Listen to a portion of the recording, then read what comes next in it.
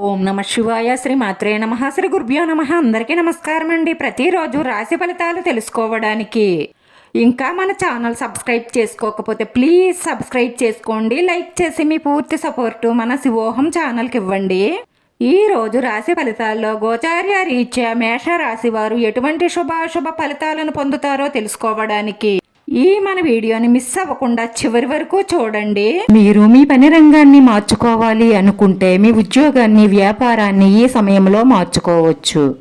వ్యాపారంలో లాభాలుంటాయి, కొత్త ఆదాయ వనరులు పెరుగుతాయి. ఉద్యోగంలో ఉన్నవారికి సమయం చాలా అద్భుతంగా ఉంటుంది.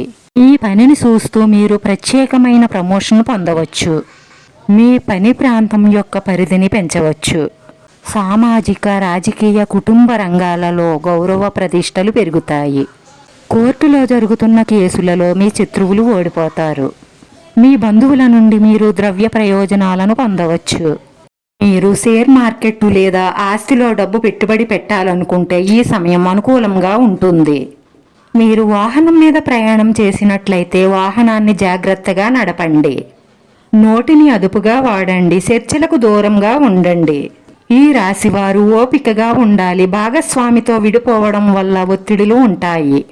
మీరు కోపావేశాలను అదుపులో ఉంచుకోవాలి. అనవసరం ఖర్చులు పెట్టకండి. ఆఫీస్లో గౌరవం పెరుగుతుంది. దైవ అనుగ్రహంతో మీ లక్ష్యాన్ని సాధించండి. మీ ఆరోగ్యం పట్ల శ్రద్ధ అవసరం. ఈ రాశి వారికి ఈ రోజు ఇరుగు పొరుగు వారితో లేదా అపరిచితులతో గొడవలు జరిగే అవకాశాలు ఉన్నాయి, కావున జాగ్రత్తగా ఉండండి.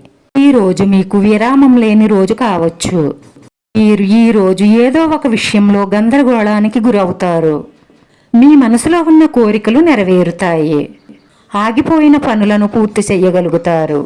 కుటుంబంతో ఆనంద క్షణాలు గడుపుతారు. ఈ మధ్య కొద్ది రోజులుగా ఉన్న సమస్యలు, గొడవలు తీరి శృంగారంలో కేరింతలు కొట్టడం వల్ల మనసు సంతోషంగా, ఆనందంగా ఉంటుంది.